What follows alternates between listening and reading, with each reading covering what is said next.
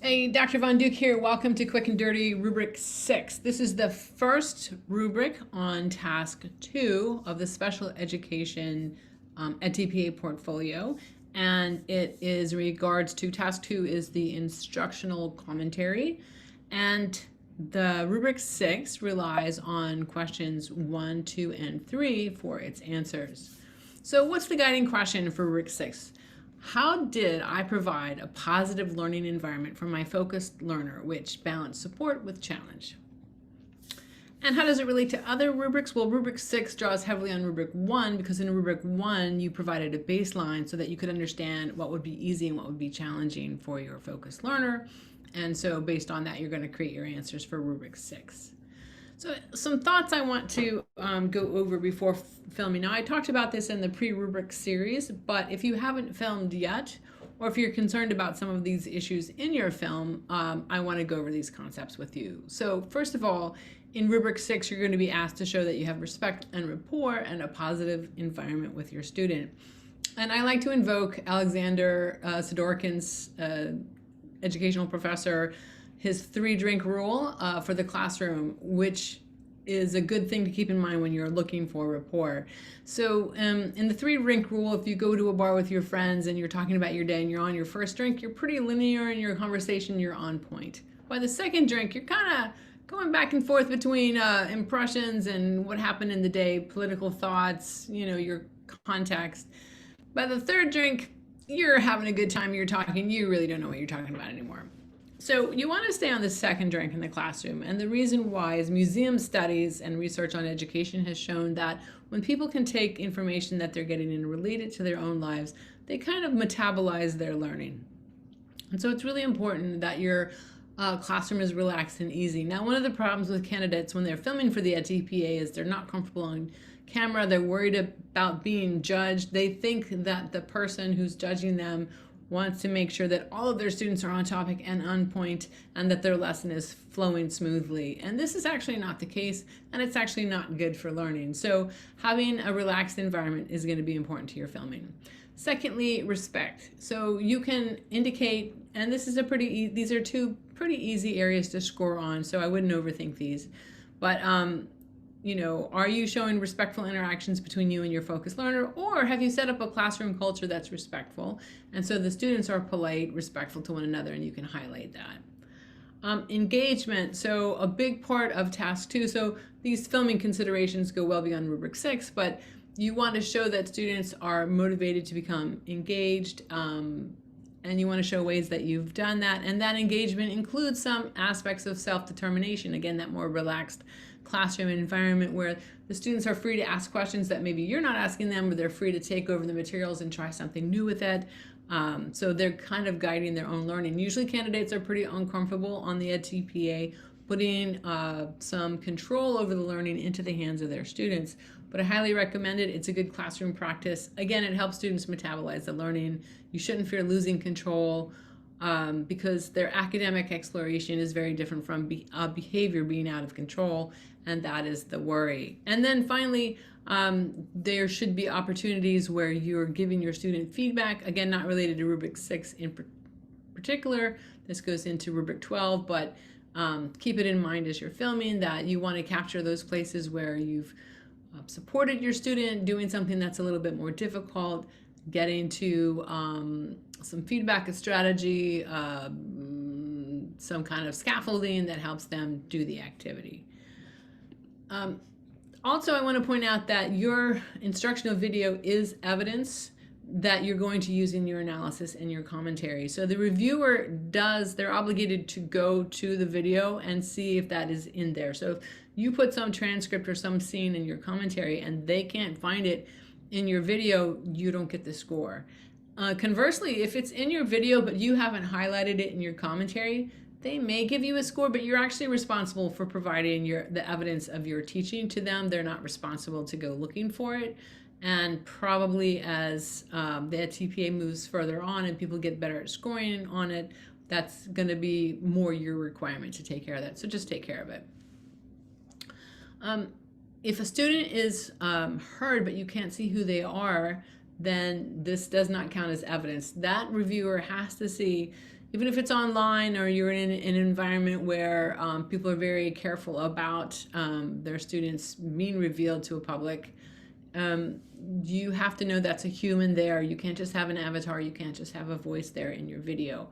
I should also say at this point that, I don't know if I said it in this one, no, but in the course that I provide, and there's information on how to walk through the rubrics in detail below, but the video permission slip is really optional. You don't have to upload that to Pearson. You should know that the videos of your students are not going to be seen by more than at most 3 people, and they will be locked away in a server. So your students' anonymity is protected. So if you're in an environment where getting that permission slip is not all that important, then you don't need to worry about it. However, for your own job and the security with your employer, you might have to provide that permission slip.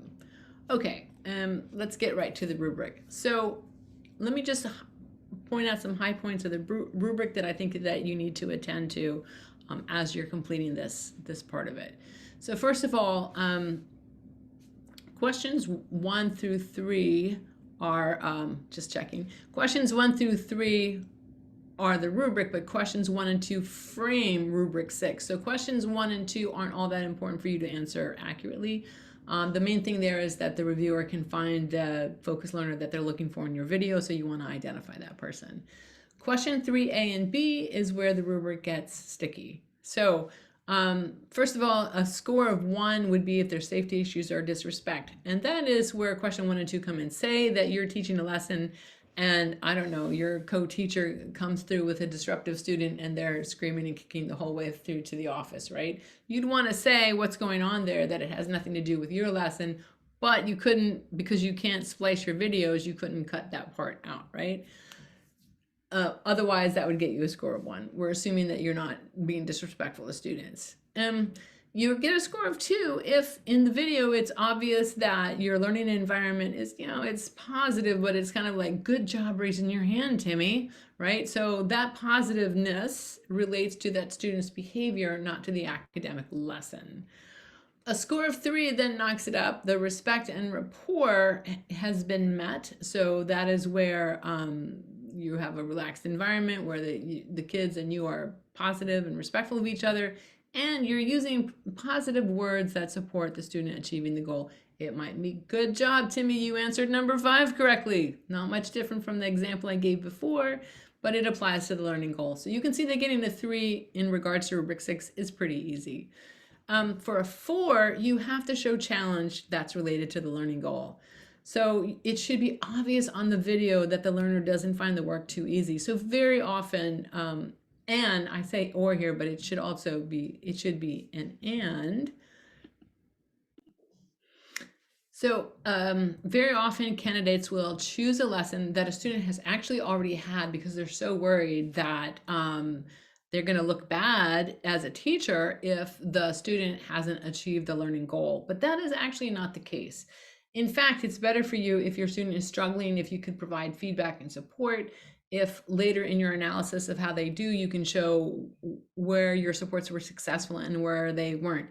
In this case, the TPA is not to show that you are a perfect teacher. In fact, it's designed to show that you know the basic steps to take should your student be struggling. So, so don't teach them something that they already know. Teach something that is in the performance challenge range for your student, because it will be obvious on the video if it's too easy. And then ideally also provide evidence of why that is a challenge. So say on the baseline, on the questions related to the lesson that you're teaching in the video, they scored, say, a 2 out of 5, right? So this is in the level of their performance challenge that this is showing on the video, and you can highlight that. And then opportunities for self-determination go back to that student being able to initiate questions and initiate activities with the materials or what have you. A score of 5 is not so easy on task 2, which is why in my recommendations I always say for task 1 to shoot for the 3s, 4s, and 5s where you can. If you can easily obtain a score of 5 because it's evident on your video that this is occurring, then go for it. But otherwise, don't stress it, because at most you need 3s and 2s to pass the TPA. So if you're already getting some 4s in here, you're doing well. And another thing is to say that you could combine, so I just want to have a note here to myself that If you have a student that supports has a problem with disability, say in terms of organization, and you can relate supporting that disability to the learning goal, that's ideal, right? Then you can put those together, and that example is there. All right, when you're writing it up in my course, in my detailed course, which by the way, it's only 20 bucks and you get, I don't know what, 15 hours of video and all of this stuff and everything. I just put it all in there. My feeling is that when you sell something to the public en masse, then you shouldn't charge as if you're only selling it to one person, right? You want to have the value be something that reflects the fact that you're going to a broader audience. So that's why it's so cheap. I don't want you to think it's cheap because it's not valuable. It's a very valuable course, but it's cheap because that's my philosophy. In that course, for every rubric, but for this one in particular, I want to point out that there's a draft document. So if you were to draft your evidence that you timestamped and then you transcribe the things you want the reviewer to pay attention to, then I provide a sentence starter here. You put your information in there, you say how it relates to the lesson objective or goals, and that connection will get you, for a level 3, that connection will get you a score of 3, and for a score of 4 that includes challenge, you'll have that, and then this would be for a 5. And then when you go to write this up, you're going to take each row and it will become its own separate paragraph. And I highly recommend that you paragraph in this way, so as the reviewer is going through, they're going, yeah, that's definitely a 3, and then they read the next paragraph, oh, yep, they've upgraded that to a 4. So it becomes very evident for them it's in order, and that's going to guarantee you a better score because scoring is difficult. You're reading everybody's mishmashed ideas of how they're going to answer this. I wanted to say something else about this. What I want to communicate here is that if you follow this draft document form, you don't have to worry that, I think you have 8 pages in all. Yes, I know you have 8 pages in all to submit for your task 2 document. And you will easily fall within that 8-page range if every time you answer rubric questions, you focus on the evidence and start writing from the point of view of the evidence that they're looking for. So this and all the other videos that I provide are result. I'm Dr. Von Duke. I'm a professor of education. I've been a Pearson portfolio reviewer for about 6 years now, and I am concerned about the ambiguity of this portfolio project and how difficult and stressful it is for students, teacher candidates to pass this, especially when we're hoping that those teacher candidates are focusing on kids. I have a link tree here that you can click into, and in fact, I'll show it to you. And on my link tree, you're going to see where I have information on the course and also other services that I provide. So if you use that Linktree address, Linktree at TPA FB, you'll come here. You can sign up for my mailing list. So if I'm producing some other course or something of interest, it's there. Most of my information gets communicated through YouTube. That's the link to get to my course. And if you want a consultation, you can DM me at my Facebook page there.